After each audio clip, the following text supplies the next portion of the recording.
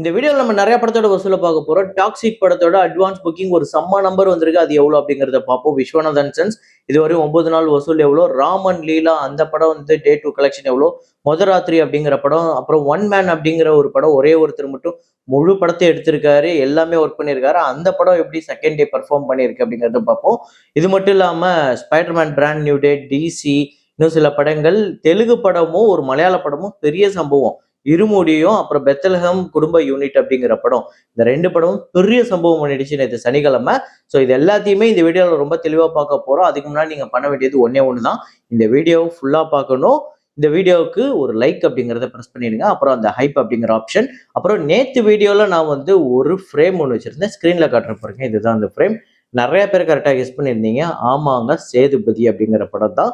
அந்த படத்துல வரக்கூடிய ஃப்ரேம் தான். ஸோ முக்கியமான சீனு. அந்த பிஸ்டல்ல யார் அத பண்ணது அப்படிங்கிறத கண்டுபிடிக்கும்போது, யோசிக்கும்போது ஒரு போலீஸ்காரர் அங்க நிப்பாரு. அதுதான் அந்த ஃப்ரேம். ஸோ இத கரெக்ட்டா கெஸ் பண்ண முதல் 5 பேரு ஆஷிக் மீரான், யோகேஷ் அஃபிஷியல், அப்புறம் மனடி ஸ்டார், ஏபி கௌதம், கண்ணன் இந்த 5 பேர் தான் முதல்ல கரெக்ட்டா கெஸ் பண்ணியிருக்காங்க.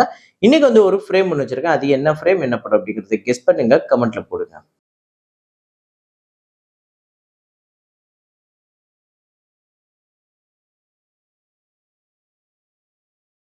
ஆடிசி நேத்து 37வது நாள் இந்தியால 2,24,00,000 242 கோடிக்கு மேல இந்த படம் வந்து கலெக்ட் பண்ணிருக்கு. உலகம் முழுக்க 1.374 பில்லியன் யுஎஸ் டாலர்ஸ் 13,150 கோடி கிட்ட. இந்த படத்தோட budget 250 million US dollars. Spiderman brand new day நேத்து 24வது நாள் 5 கோடியே 29 லட்சம் கலெக்ட் பண்ணிருக்கு. 619 கோடிக்கு மேல இந்த படம் இந்தியால மட்டுமே கலெக்ட் பண்ணிருக்கு. Worldwide 2.088 billion US dollars. Budget 225 million US dollars. The end of Oak Street அப்படிங்கிற படம் நேற்று டே 9 இந்தியாவில் 15 லட்சம், டோட்டலாக இந்தியாவில் 6 கோடியே 36 லட்சம் வந்து வசூல் பண்ணியிருக்கு. World wide 72 million US dollars. இந்த படத்தோட பட்ஜெட் 80 மில்லியன் யுஎஸ் டாலர்ஸ். அடுத்ததாக இன்சீடியஸ் அவுட் ஆஃப் ஃபர்தர் அப்படிங்கிற படம் நேற்று டே 2 இந்தியாவில் 4 கோடியே 77 லட்சம், இந்த 2 நாளில் 8 கோடியே 22 லட்சம் இந்த படம் வந்து கலெக்ட் பண்ணியிருக்கு. இந்த படம் world wide 10.6 million US dollars வந்து கலெக்ட் பண்ணியிருக்கு. அதாவது கிட்டத்தட்ட இந்தியன் கரன்சிக்கு 100 கோடிக்கு மேல. இந்த படத்தோட பட்ஜெட் 18 மில்லியன் யுஎஸ் டாலர்ஸ். இன்னைக்கு ஞாயிற்றுக்கிழமை பெரிய கலெக்ஷன் எடுக்கும்னு நம்பலாம். பத்வாரா 1947 நேற்று 9வது நாள் இந்தியாவில் 1 கோடியே 39 லட்சம், உலகம் முழுக்க 1 கோடியே 66 லட்சம், 50 கோடிக்கு மேல இந்த படம் வந்து உலகம் முழுக்க வசூல் பண்ணியிருக்கு. 100 கோடி இந்த படத்தோட பட்ஜெட். ஆவரப்பன் 2 இந்த படம் நேற்று டே 9 இந்தியாவில் 9 கோடியே 87 லட்சம், உலகம் முழுக்க 11 கோடியே 65 லட்சம், 152 கோடியே 66 லட்சம் இந்தியாலையும், 184 கோடி 20 லட்சம் உலகம் முழுக்க வசூல் பண்ணியிருக்கு. 45 கோடி பட்ஜெட். அப்புறம் லோகேஷ் கனகராஜ் அவர்கள் கதாநாயகனா நடித்த முதல் படமே பெரிய வெற்றி. நேற்று 16வது நாள் தமிழ்நாட்டில் 70 லட்சம், ஆந்திரா தெலுங்கானால 40 லட்சம், கர்நாடகாவில் ஒரு 16 லட்சம், கேரளாவில் 21 லட்சம், ஓவர்சீஸ்ல 25 லட்சம், உலகம் முழுக்க 1 கோடியே 74 லட்சம். டோட்டலா 23 கோடிக்கு மேல தமிழ்நாட்டில் கலெக்ட் பண்ணியிருக்கு. 23 கோடி 24 லட்சம், ஆந்திரா தெலுங்கானால 19 கோடி 78 லட்சம், கர்நாடகாவில் 8 கோடியே 88 லட்சம், கேரளால 18 கோடியே 64 லட்சம், ரெஸ்ட் ஆஃப் இந்தியாவில் 3 கோடியே 33 லட்சம், ஓவர்சீஸ்ல 23 கோடியே 33 லட்சம், உலகம் முழுக்க 97 கோடியே 20 லட்சம். இந்த படத்தோட பட்ஜெட் 35 கோடி. ஆல்ரெடி பிளாக் பஸ்டர் படமாவே அமைஞ்சிருச்சு டிசி. அடுத்ததா சூர்யா அவர்களோட விஸ்வநாதன் சன்ஸ் நேத்து 9வது நாள் எப்படிப்பட்ட வசூல்னா, தமிழ்நாட்டில் ஒரு நல்ல நம்பரே கலெக்ட் பண்ணிருக்கு. 3 கோடியே 77 லட்சம், ஆந்திரா தெலுங்கானாலுமே 3 கோடிக்கு மேல கலெக்ட் பண்ணிருக்கு. 3 கோடியே 39 லட்சம், கர்நாடகாவில் 1 கோடியே 39 லட்சம், கேரளால 35 லட்சம், ரெஸ்ட் ஆஃப் இந்தியாவில் 8 லட்சம், ஓவர்சீஸ்ல 2 கோடியே 75 லட்சம். உலகம் முழுக்க நேத்து மட்டுமே 11 கோடிக்கு மேல கலெக்ட் பண்ணிருக்கு. 11 கோடியே 73 லட்சம். ஸோ டோட்டலா இந்த படம் இந்த 9 நாள்ல 43 கோடியே 90 லட்சம் தமிழ்நாட்டிலையும், ஆந்திரா தெலுங்கானால 44 கோடியே 64 லட்சம், கர்நாடகாவில் 13 கோடியே 21 லட்சம், கேரளால 7 கோடியே 58 லட்சம், ரெஸ்ட் ஆஃப் இந்தியாவில் 1 கோடியே 97 லட்சம், ஓவர்சீஸ்ல 55 கோடிக்கு மேல கலெக்ட் பண்ணிருக்கு. அப்டேட் ஆயிருக்கு, அதையுமே இன்க்ளூட் பண்ணியிருக்கேன். ஸோ உலகம் முழுக்க இந்த படம் இந்த 9 நாள்ல 167 கோடிக்கு மேல வந்து வசூல் பண்ணியிருக்கு. இந்த படத்தோட பட்ஜெட் 120 கோடி.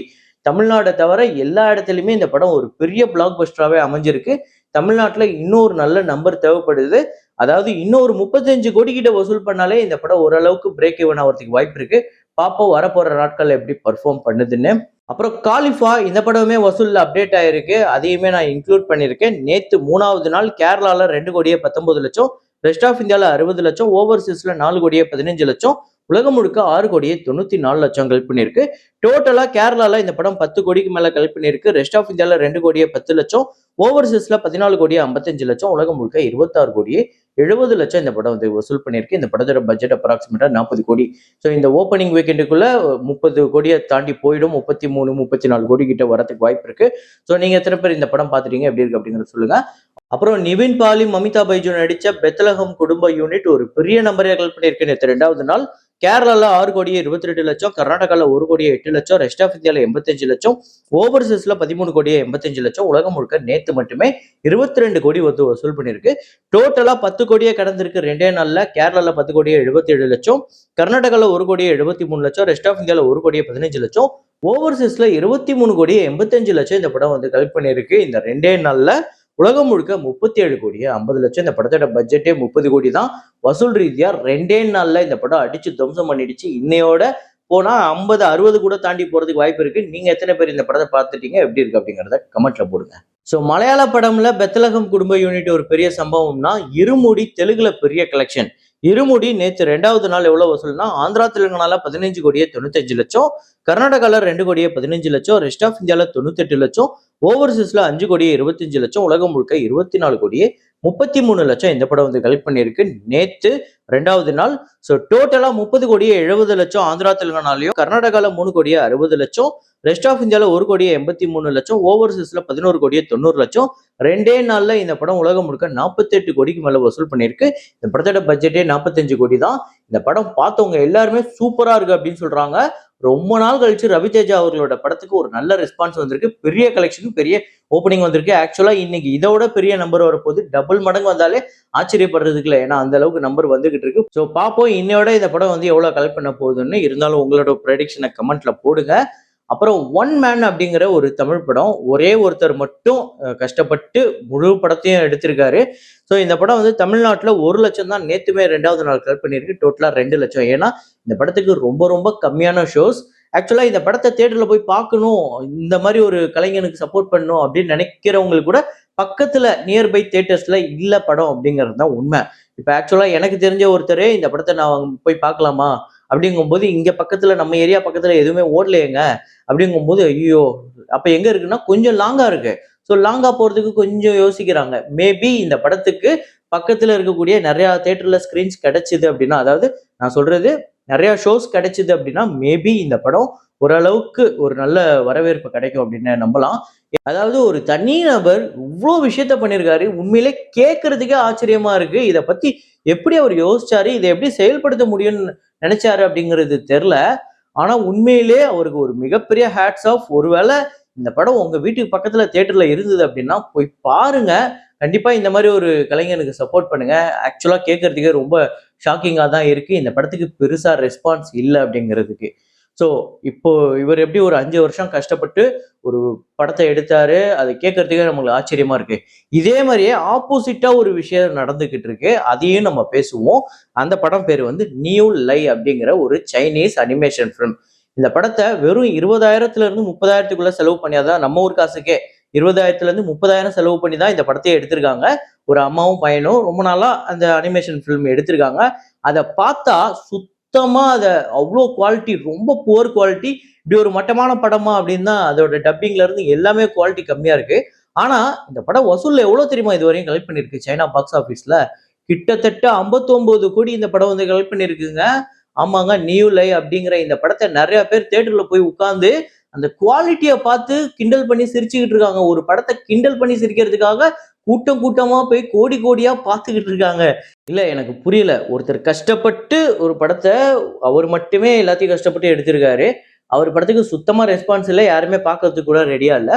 இன்னொரு பக்கம் கலாய்க்கிறதுக்காக அதோட குவாலிட்டி ரொம்ப மொக்கையா இருக்கு, அதை தியேட்டர்ல போய் பார்த்து கலாய்க்கிறதுக்காக 59 கோடிக்கு வந்து பாக்ஸ் ஆஃபீஸ் கொடுத்துருக்காங்க.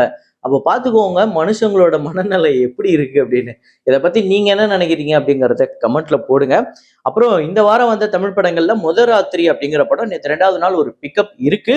தமிழ்நாட்டுல 24 லட்சம், இந்தியால 25 லட்சம், டோட்டலா 36 லட்சம் இந்த படம் தமிழ்நாட்டிலையும், 38 லட்சம் இந்தியால கலெக்ட் பண்ணிருக்கு. 4 கோடி பட்ஜெட் அப்ராக்சிமேட்டா. ராமன் லீலா அப்படின்னு ரியோ ராஜா அவர்களோட படம் நேற்று 2வது நாள் தமிழ்நாட்டுல 59 லட்சம், இந்தியால 62 லட்சம், டோட்டலா 1 கோடியே 3 லட்சம் தமிழ்நாட்டிலையும், இந்தியால டோட்டலா 1 கோடியே 8 லட்சம் கலெக்ட் பண்ணிருக்கு. டே 1ஓட டே 2 ஒரு இன்க்ரீஸ் இருக்கு. 7 கோடி இந்த படத்தோட பட்ஜெட் அப்ராக்சிமேட்டா. அப்புறம் டாக்ஸிக் சொல்லவே தேவையில்ல, அடிச்சு துவம்சம் பண்ணிக்கிட்டு இருக்கு அட்வான்ஸ் புக்கிங்ல.